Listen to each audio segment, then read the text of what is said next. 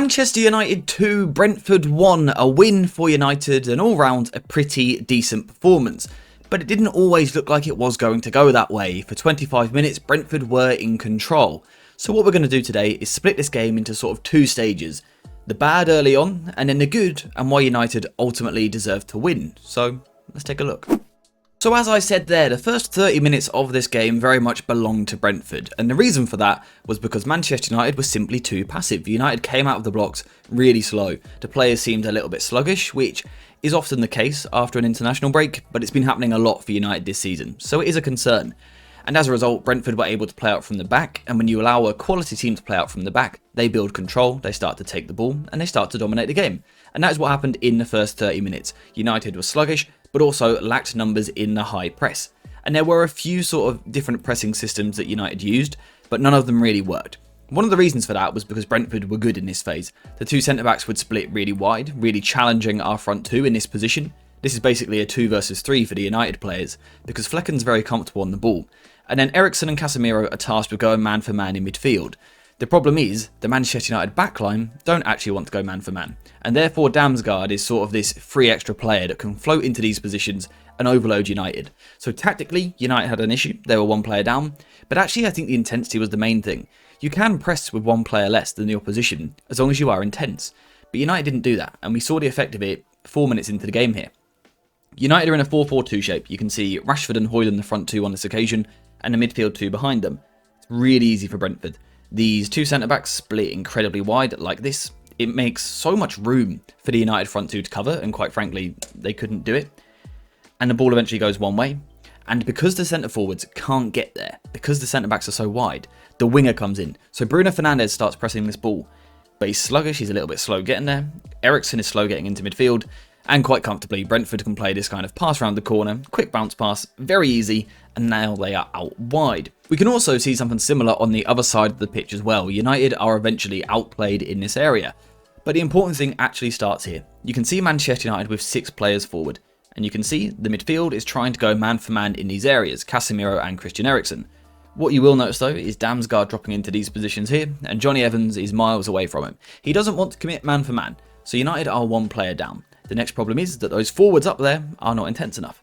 That is a recipe for disaster, my friends. You can see it here. Now, essentially what happens is Casemiro, who is just there, eventually drops a little bit deeper to pick up Damsgaard. But that means Christian Eriksen has 2 men. United commit to the press and decide to go for it. But the problem is the ball gets worked one way. You can see Garnacho now gets pulled inside, just like we saw with Bruno earlier. And once again, the 1-2 is played around the corner, and Brentford find their way out from the back incredibly easily, and Manchester United have a problem. That is why United struggled in the first half, because defensively it wasn't good enough. There wasn't enough intensity, and when you can't control the game out with possession, you're going to struggle to control the game in general. Although to be fair, United weren't bad on the ball at all in these stages. This is where we now finally start to get talking about the positives about this Manchester United performance, which is what we want to do because we won. This, I would say, the in-possession side of the game was a positive throughout the game. This wasn't just a second half thing. I felt that United were pretty decent on the ball throughout the match, particularly playing out from the back. Brentford can be an incredibly difficult team to play against because they often go man-to-man in their press and they are super aggressive, and if you try and go long to bypass it, they are super physical in these areas. It's impossible to win those battles. Now, first of all, we've got to shout out Rasmus Højlund. His hold-up play in this game was phenomenal. Video on him tomorrow morning because his performance was just insane. His best ever, in my opinion. But what was also good about United was we used Onana as a ball-playing goalkeeper, which is exactly what we've all been crying out for. He was used as our +1 to manipulate the opposition. And what we also done was dropped Bruno Fernandes a little bit deeper at times to try and help us out. So what's going to happen is Onana is going to take his time on the ball and our centre-backs are going to split a little bit wider. Now, because Onana is taking his time on the ball, one of the forwards from the opposition is eventually going to start curving his run like this towards Onana. Now, the reason he curves his run is to stop the ball to De Ligt. So Onana is now in trouble. He's got no one to pass to. If he goes to Casemiro, he's going to be caught out. United have a problem. This is where Bruno Fernandes was really effective. Dalot would push a little bit higher, take Lewis Potter. Bruno Fernandes would drop into these areas. And Collins is going to go with him, but he's a centre-back. He doesn't want to go too far because he doesn't want to leave this gap.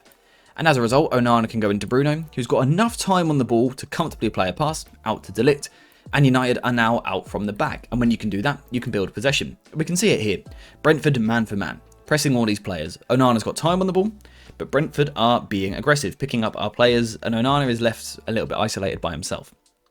What happens is the Brentford forward comes towards him. He wants to apply pressure. We don't want to let Onana have the ball all day long. Let's go and get him. So he starts to press.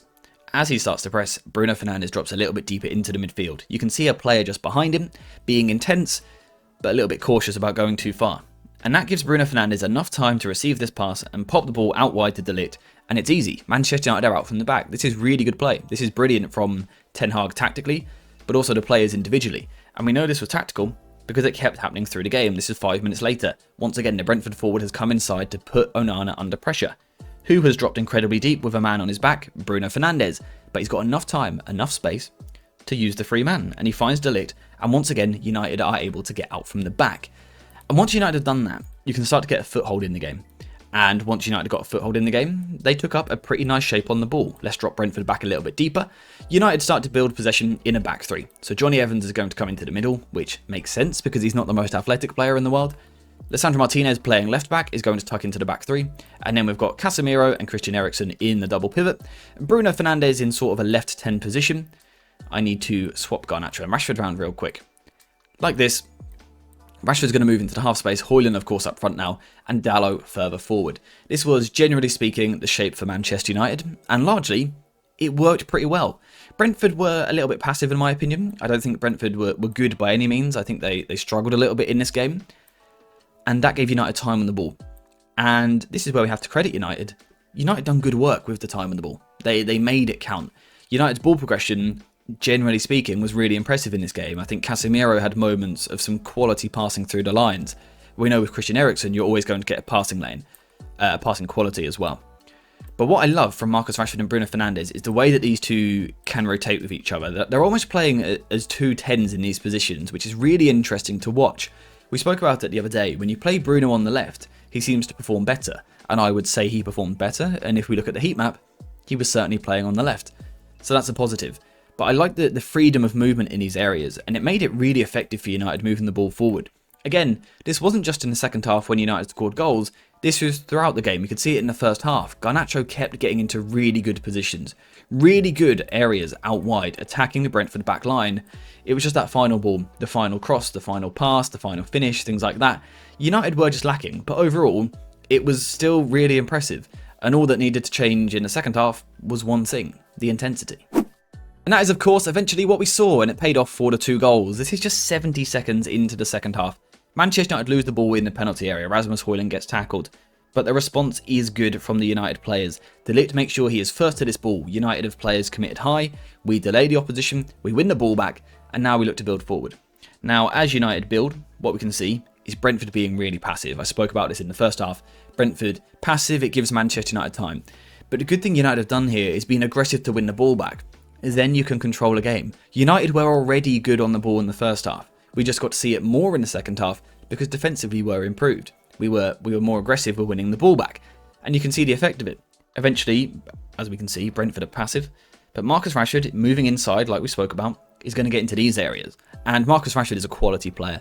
His delivery, his creative work is massively underappreciated and underrated. When you give him time here to deliver a ball like this, it's going to be a long day for Brentford. Quality ball in. Garnacho deserves a lot of credit for the finish as well. It's really good from United, but we saw this in the first half. Eventually, it was always going to pay off. When you attack this well, eventually it will work, as long as defensively you improve, and United done that. We can see that again here for the second goal. About an hour into the game, United are still one man down in the press. There's actually a player behind me who is completely open. But because United are more intense, it doesn't matter. United can be aggressive, force Brentford one way, and these players don't have time on the ball, so they can't find their spare player. And eventually, as United lock on man-to-man like this, we can see Brentford forced to play the ball long. That's exactly what you want from your high press. Lisandro Martinez is aggressive, he wins the ball in this area, brilliant play. And then eventually United settle, play the ball forward from Christian Eriksen. We know we've got that passing quality in the team. The flick from Bruno Fernandes is out of this world, it's an absolute joke. Creating chances in that left half space, we love to see it.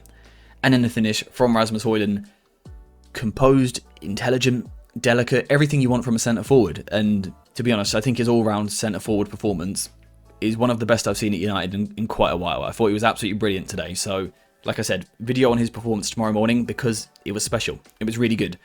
Generally speaking, a good day for Manchester United. First 20-25 minutes, there are still concerns. United can't keep starting so slowly. It's not forgivable. What these United players do in the last hour of the game is they set the standard. That's the standard that they now have to match in the next game, not for 60 minutes, but for 90 minutes. That is the standard that Manchester United have to reach. If defensively the intensity is there, I still think Ten Hag needs some structural changes, of course. But on the ball, I think we're in an okay place at the moment. I think the goals will come more regularly when we defend better, allowing us to attack more. So overall, it's a good day for Erik Ten Hag. We shouldn't go overboard with this. This is the minimum requirement. But Manchester United hit that. We got 3 points. It's an important 3 points. We needed it for morale, not only in the team, but also the fan base. All in all, a pretty good day for Manchester United, in my opinion at least. How about your opinion? Let me know in the comments down below. Who was the best player for Manchester United? For me, it was Højlund, but Garnacho was a constant threat as well. And what do you think went well? What went wrong? What improvements do we need to make? Let me know what you think. Apart from that, we're finished for today. So thank you guys for watching. Hope you have enjoyed it. And as always, I'll see you in the next one.